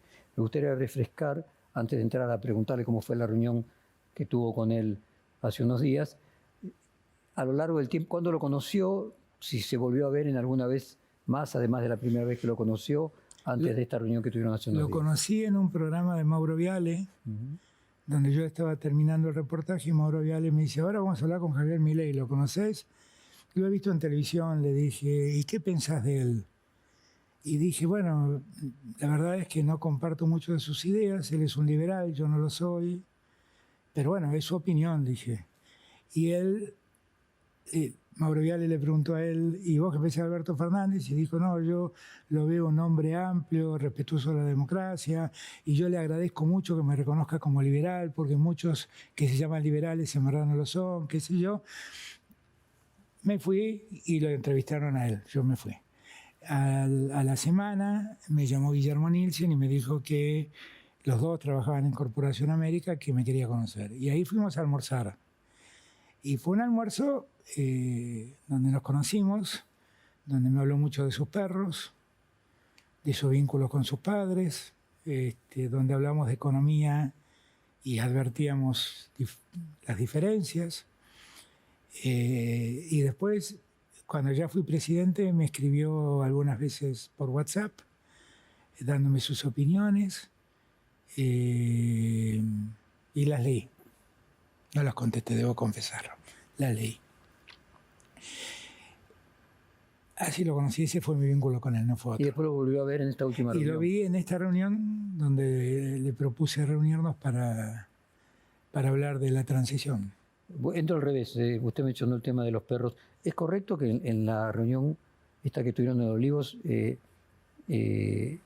no sé si la palabra correcta, se emocionó, se puso a llorar al ver a... No, él me pidió conocer a Dylan, se lo traje y fue muy afectuoso, me sale la palabra muy amoroso con Dylan, pero no tengo nada que decir al respecto, ¿no? Entremos en el tema. En todo caso, agradecerle que lo quiera Dylan.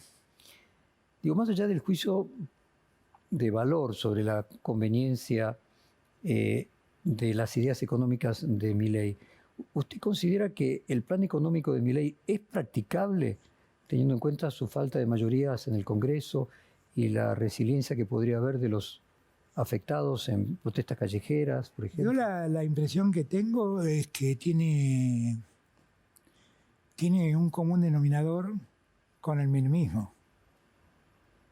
Eso es lo que siento. Menem lo que entendió en su momento era que para resolver el problema inflacionario había que lograr reducir el déficit fiscal al máximo, que el déficit se lograba con ajuste y que cuando con el ajuste no alcanzaba, se lograba rematando las joyas de la abuela, decíamos en aquel entonces. Las privatizaciones. No, las privatizaciones.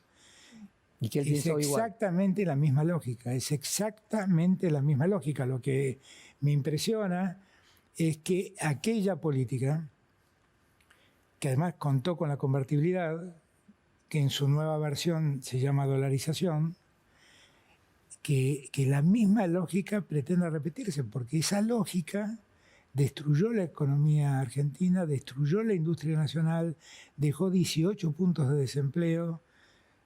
La verdad es que no dejó un buen resultado. Fíjese, usted me contesta casualmente sobre lo que yo le pedí, más allá del juicio de valor de conveniencia. Usted me habla de la consecuencia. La posibilidad de hacerlo. Tenía las dos cámaras a favor, claro. Senado y diputado, tenía 80% de los gobernadores. Estaba la época de Margaret Thatcher, la caída del muro de Berlín, Ronald Reagan. Hoy es una situación totalmente distinta. Yo en la charla que tuvimos, les señalé que todas esas decisiones reclaman participación del Congreso y que presentía que iba a generar un debate muy arduo, muy duro, muy difícil y que él debía medir políticamente todo eso. Eso respecto al Congreso. Ahora, respecto de la protesta social, ¿teme que haya una conflictividad social muy alta en las calles? Yo quisiera que no. Yo traté durante todos estos años de evitarla. Yo viví 4 años donde me auguraron cada año saqueos y nunca ocurrieron. Pero entre otros motivos no ocurrió porque la inversión social se multiplicó por 3 en mi gobierno. Por 3. Si uno mira del 2000 al 2019, se gastaba 0,4% y yo gasté el 1,1% en inversión social. Y contuve a los necesitados. Los contuve con el IFE, los contuve de 1000 maneras. Lo que pasa es que acá se están tocando temas muy sensibles. O sea, yo no sé qué va a pasar entre los argentinos cuando alguien diga voy a privatizar YPF. Porque YPF en su historia registra 3 momentos de quebranto. Con Suárez Mason en la dictadura, con Repsol privatizada y con Macri gobernando. Después siempre ganó plata. Aún hoy gana plata. A pesar de la enorme deuda que dejó Macri en YPF y que nosotros tuvimos que renegociar y reestructurar. Y hoy YPF tiene récord de producción de gas y de petróleo. Entonces, cuando diga voy a vender esta joya de la abuela, y yo no sé cómo vamos a sentir los argentinos. Usted le dijo que su plan es reducir el déficit fiscal reduciendo el gasto y al mismo tiempo eliminarlo con la privatización. No podía reducir con el gasto con privatizaciones. ¿Considera, no digo probable, pero posible que Javier Milei pudiera no terminar su mandato? No, ni lo pienso. Yo creo que debe terminar su mandato. Yo no quiero más interrupciones democráticas ni más crisis institucionales en Argentina. Ahora, si el plan es inaplicable. Bueno, entrará en razones y tratará de hacer otra cosa. Eso es lo que confío. En eso confío. Porque, ¿sabe qué? Si nosotros nos ponemos... Milei ni entró al gobierno. Y si nos ponemos a prever el día que se va, estamos en un problema. ¿Cómo cree que evolucionaría la relación entre Milei y Macri? Y no lo sé. Yo con Macri, gracias a Dios, no tengo trato, ni tengo vínculo. Que más allá de que Cristina Kirchner era integrada a la fórmula, era vicepresidente y lo sigue siendo, ¿puede haber algún tipo de comparación entre la relación de Milei con Macri y la suya con Cristina Kirchner, en lo que hace por lo menos a un expresidente con un presidente de la misma coalición? Es que no lo sé. Yo no sé qué compromisos asumió Milei, si es que los asumió con Macri, no sé. Francamente no lo sé. ¿Qué consejo le daría usted a Milei respecto a que esté lo más lejos posible de Macri? ¿Cuál cree que es la intención de Macri? Seguir haciendo negocios. Fue por eso que quiso ser presidente. Para hacer negocios con los parques eólicos, para hacer negocios con los peajes, para hacer negocios con el correo. Para eso quiso ser presidente. Espiaba a los propios para ver si, tratando de controlar, si tenían negocios que no le habían declarado a los propios. ¿Cómo imagina el futuro de Macri?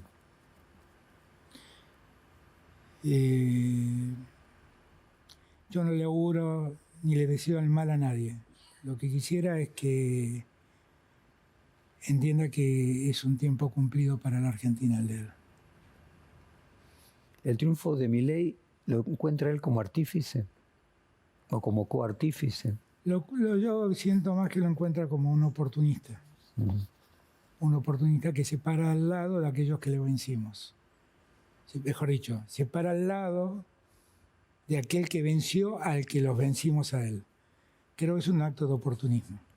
Pero es una cuestión personal también, algo de...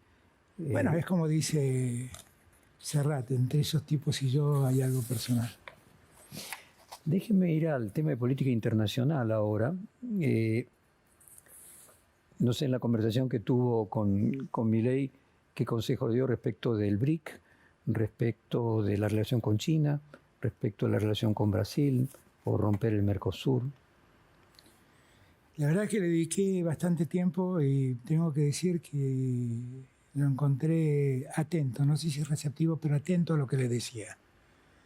Y yo no quiero ser injusto, yo tuve una reunión correcta con Milei, respetuosa, a pesar de que no pensemos igual.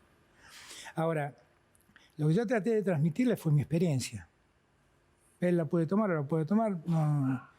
No sé, pero lo que yo veo que pasa en el mundo es que la geopolítica ha cambiado diametralmente y que no admitir y no advertir esto es un error garrafal. Nosotros lo que tenemos es, estamos atravesando el fin de la hegemonía norteamericana. Una Europa en profunda crisis que empezó con el Brexit y que se profundizó con la guerra de Rusia y Ucrania. Y la aparición de dos potencias comerciales que son China e India, que se unen en un espacio que se llama BRICS, que inicialmente forman 4 países, Brasil, Rusia, India, China y Sudáfrica, y donde suman otros 5, entre ellos Argentina. Ahora, ser parte de los BRICS es ser parte del 44% de la población mundial y ser parte del 36% del PBI global. Los BRICS hoy son más importantes y más representativos que el G7. Perdóneme, presidente, ¿y qué porcentaje de las exportaciones argentinas? Bueno, es el segundo país exportador. El primero es Brasil, el segundo es...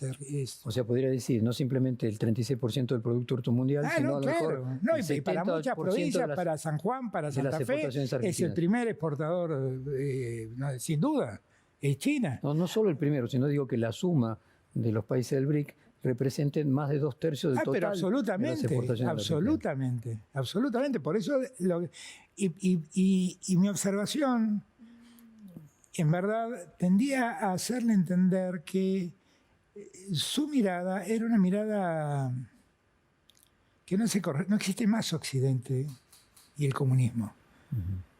No existe más Reagan contra...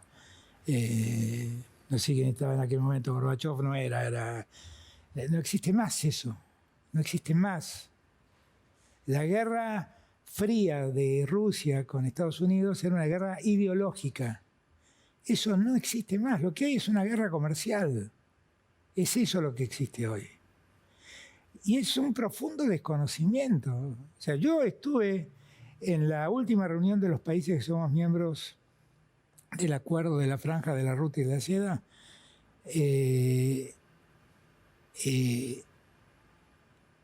hablaron Xi Jinping, habló Putin, hablé yo.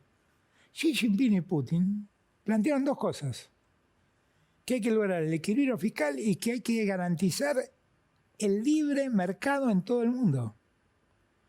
Y yo, que venía de un país en desarrollo, decía, el Estado debe seguir preservando la industria nacional. La verdad es que sentía que el más comunista ahí era yo, entre comillas. Yo de comunista no tengo nada, pero el más comunista era yo. Y entonces, decir que China es comunista es de un desconocimiento absoluto. Absoluto. Decir que Lula es comunista es un desconocimiento absoluto. Absoluto. Son líderes, en todo caso, altamente pragmáticos todos, altamente pragmáticos, que se paran frente al mundo defendiendo los intereses de sus respectivos países, que es lo que hicimos nosotros. Yo pude hablar con Biden las veces que tuve que hablar y estuve en el Salón Oval con Biden, pero también pude estar en el Kremlin con Putin y pude estar en los salones de gobierno de Xi Jinping. Y no por eso me hice pro-chino, pro-ruso o pro-americano. Dentro de la menor hegemonía norteamericana, trascendió que recientemente Milei habló con Donald Trump y siempre lo elogia, dado que el actual gobierno, dada la preferencia de Milei por el Partido Republicano y que el actual gobierno de Biden es del Partido Demócrata, ¿cree que eso puede generar también cierta tensión, incluso con los Estados Unidos? Yo debo confesar que algún comentario que él me hizo demostró como cierta prudencia en la materia y cierto cuidado. O sea, Trump es mucho más representativo, representa mucho más en el mundo que en los propios Estados Unidos. O sea, Trump para la Unión Europea ha sido un hecho trágico. Y lo mismo para China, y lo mismo para Rusia, y lo mismo para Latinoamérica. Ha sido un hecho trágico. O sea, ese Milei que usted encontró finalmente no es el mismo. Me refiero a no el que conoció en el almuerzo ni en el programa de televisión. De la reunión que usted tuvo, se encontró con una persona moderada, razonable, que no tiene tanto que ver con lo que aparece en público. No me animaría a afirmar semejante cosa. Lo que creo es que no ha tenido la vehemencia con que planteaba en la campaña las cosas que decía. Con las mismas ideas, pero con diferente énfasis. Con menor énfasis, sí, con menor énfasis. Respecto del Mercosur, sí. ¿Cree que él piensa realmente que hay que salir del Mercosur y que...? Bueno, el tema Mercosur puntualmente lo hablé yo y le dije que era todo una cosa disparatada, porque lo que está pasando en la globalización hoy en día... Es la regionalización. Es la regionalización, exactamente. Hemos pasado de dejar de pensar, vincularnos entre naciones, y de esa gran aldea han aparecido los barrios en la gran aldea. Y los barrios, como regiones, negocian como tal. El acuerdo Unión Europea-América del Sur es una muestra de un acuerdo entre regiones. Yo creo que al Mercosur hay que preservarlo, absolutamente. Es, en términos de institucionalidad, lo más avanzado que tiene Latinoamérica frente al mundo y en el escenario de la globalización. Para preservarlo y preservar la relación con Lula, que es tan mala, dado que Scioli ya cumplió el papel inverso de ser quien solucionaba una pésima relación suya con Bolsonaro, ¿usted le recomendó que Scioli continúe de embajador en...? No, de ninguna manera, no. Yo no sé, yo interpreto que Scioli debe pensar como yo. No debe ser fácil presentarse a Lula con ideas tan distintas a las que yo tengo. Y además, no sé, yo tengo la impresión que los que han participado en nuestro gobierno difícilmente puedan encontrar empatía con lo que el gobierno de Milei propone. Y lo que sí le marqué yo a Milei era que, a mi juicio, él debía preservar el Mercosur con el mismo énfasis que yo lo preservé cuando Bolsonaro me llamaba comunista a mí. O sea, como que los roles se habían invertido. Por eso le preguntaba. ¿No? ¿Y no podría cumplir ese rol invertido Scioli? De la misma forma que lo hizo. Bueno, pero Scioli era el representante del presidente argentino ante el presidente de Brasil. ¿Cómo sería ahora? ¿Sería el representante del presidente de Brasil ante el presidente argentino? Eso me parece que no corresponde. Déjeme entrar en usted personalmente. Sí. Hay versiones de que usted se iba a ir a España si ganaba Sergio Massa, que iba a dedicarse a actividades académicas, que también tenía un ofrecimiento incluso de China, de Xi Jinping. Cuéntenos qué va a hacer. Bueno, muy en claro no tengo qué voy a hacer, no le voy a mentir. Lo que sí sé es que el día que yo decidí no ser candidato, empecé a preparar mi futuro. Y cuando empecé a preparar mi futuro, sí, efectivamente me llegaron ofertas de universidades españolas para que vaya allí y durante un tiempo. ¿Y lo considera? Sí, lo considero y me parece que es una posibilidad. Ya no le lo Pero eso no significa radicarme en España, significa una temporada, con un año estar un sabático. tiempo y seguir atendiendo mis temas en Argentina, porque mi vida seguramente seguirá transcurriendo en Argentina. Usted ya mencionó la preocupación de una discusión respecto de derechos humanos, de igualitarismo, tanto de Javier Milei como esencialmente la vicepresidenta Victoria Villarruel. ¿Usted tiene algún temor respecto de la calidad de vida de su hijo Tani con un gobierno como el, con las ideas de Milei? Definitivamente sí. Tani y cualquier persona que sea parte de la diversidad de géneros, cualquier persona, claro que tengo miedo, porque hay un discurso que es un discurso agraviante para las comunidades, para los colectivos. Para todas las minorías. Claro, para todas las minorías, y que hay que ver cómo lo descodifican algunos violentos. No, yo se lo marqué a Milei. Alguien decodificó tu discurso y le puso una pistola en la cabeza a Cristina Kirchner. ¿Y cómo reaccionó? Y alguien no, él dijo ser ajeno a eso y yo creo que es ajeno a eso, pero... No, pero usted le está diciendo no es que él lo haya hecho a propósito, no, sino claro, que con lo que él hacía... No, yo le llamé la atención, me escuchó y le conté particularmente la condición de mi hijo y la preocupación que tengo por esos discursos homofóbicos. Claro que me preocupan. Porque además, en esencia, yo respeto, yo creo que uno de los grandes avances que ha tenido la Argentina desde la ley de matrimonio igualitario en adelante es entender que todos somos iguales y todos tenemos las mismas libertades y todos nos paramos en el lugar donde nos sentimos más cómodos para vivir y que no somos quienes para decirles cómo tienen que ser. ¿Cómo alguien va a decir que alguien que es homosexual tiene que atenerse a las consecuencias como aquel que decide tener piojos en la cabeza si la gente no se le acerca? Que es bueno pregunte, porque eligió ser piojoso. ¿Cómo alguien va a decir semejante locura? Es un disparate que debería pedir perdón por decir una cosa así. Y claro que me preocupa.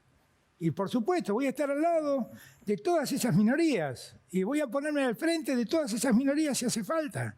Y voy a compartir la lucha de las mujeres para seguir reclamando la igualdad.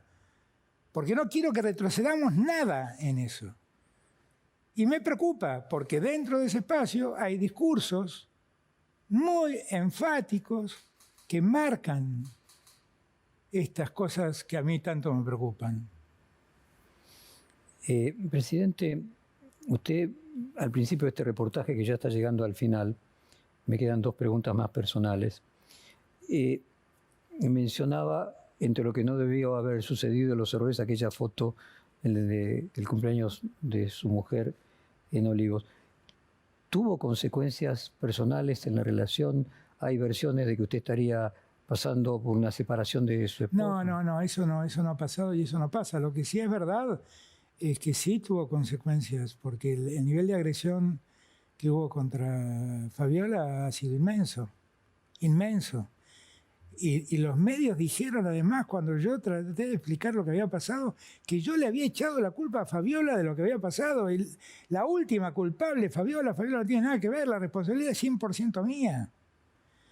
Y lo padecimos porque hay que entender que las familias de los que hacemos políticos, así como amenazan a la familia de Massa, nosotros, nuestras familias viven permanentemente amenazadas en las redes sociales, o amenazadas por email, o amenazadas por WhatsApp, permanentemente.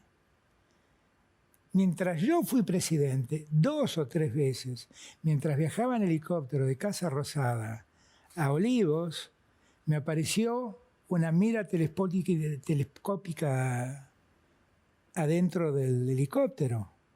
¿Cómo es eso? Con un rayo láser. una mirilla, alguien que estaba con algún arma enfocándome con el láser al helicóptero. No creo que haya pretendido tirar el helicóptero. No sé. Lo que sí quería era que yo reciba el mensaje de que había una mira telescópica apuntando al helicóptero. No me pasó una vez, me pasó 2, 3 o 4 veces. Y con mi custodia lo vimos. Y nos callamos porque dijimos, bueno, no hagamos un problema con esto. ¿Antes del atentado a la vicepresidente? Después. Wow. Presidente, se dice que, voy a la última pregunta. Sí. Se dice que los 2 días de mayor felicidad de un presidente es el día que es electo y al concluir su mandato, el día que se va, siente el alivio de dejar las tensiones y la responsabilidad del cargo. ¿Comienza a sentir ese alivio? No, porque me hubiera gustado dejar una Argentina. Yo creo que logré poner la Argentina de pie en condiciones de que empiece a andar. Pero me hubiera gustado dejar una economía más sana, con menos inflación. Creo que tenemos una economía vigorosa, pero que está enferma por la inflación. Y eso no me pone contento. Y porque además sé que la inflación está afectando el bolsillo de la gente. Y eso no me pone contento. Ahora, yo no sé, yo creo que he vivido muchos días de alegría cuando fui presidente. El día que asumí fue uno. El día que celebramos un 10 de diciembre con Pepe Mujica, con Lula y con Cristina en Plaza de Mayo fue un día de felicidad para mí. El día que llegó el primer avión trayendo vacunas fue un día de felicidad para mí. Como futbolero que soy, que en mi gobierno hayamos ganado la Copa América, la Copa del Mundo, la Copa finalísima, y le hayamos quitado el invicto a Brasil en las eliminatorias en el Maracaná, son días de alegría. El día en que vi a un pueblo salir a la calle para festejar el triunfo en la Copa del Mundo, que en ese día en la ciudad de Buenos Aires haya habido 5 millones de personas y no haya habido un solo incidente, es un día de felicidad en mi gobierno. El haber entrado a los BRICS es un día de felicidad en mi gobierno. Yo creo que el haber defendido los derechos humanos es un día de felicidad. El haber conseguido que la ESMA sea un espacio de memoria reconocido por UNESCO es un día de felicidad en mi gobierno. El haber traído el avión donde tiraron, desde donde cayeron y tiraron al río a las monjas y a las madres, es un día de felicidad porque es un día en que recuperamos la memoria y la volvemos a hacer tangible, la vemos el horror, lo vemos. Yo creo que tuvimos muchos momentos de alegría en el personal. Yo quiero agradecer, este es el último reportaje como presidente. Nosotros comenzamos con una pésima relación, hemos tenido una pésima relación cuando usted era jefe de gabinete, podríamos decir la peor relación, hay un juicio todavía dando vuelta del perfil de muchos años, y agradecerle que el trato fue muy respetuoso y muy diferente del que había sido cuando usted era jefe de gabinete. A veces pasa que uno conoce al otro por lo que le cuentan y no por conocer al otro. Y creo que eso fue un poco lo que pasó. Yo creo que también, este es un medio que valora la democracia y las instituciones, que valora los derechos humanos, que valora la igualdad de género. Tenemos mucho más puntos de encuentro que de desencuentro. Muy crítico también, porque leo perfil y leo las columnas que se escriben allí. Pero eso es parte del juego. Yo me voy con la tranquilidad de que la libertad fue absoluta en mi gestión. Que nunca llamé a un periodista para decirle levanten una nota o pongan esta nota. Nunca condicioné a un medio a que la pauta la tenían en la medida que escribieran algo en un sentido o en otro. Nunca querellé a un periodista, nunca demandé a un periodista. Nunca, nunca. Tengo la tranquilidad de que ningún juez recibió una visita del presidente para decirle que haga algo o deje de hacer algo atinente a sus funciones de juez. tengo la tranquilidad de que saqué a todos los espías de la inteligencia interna. Yo creo que todo eso hace una mejor convivencia democrática. Muchísimas gracias por estas casi 2 horas de conversación. El próximo reportaje entonces ya como expresidente. Muchas gracias.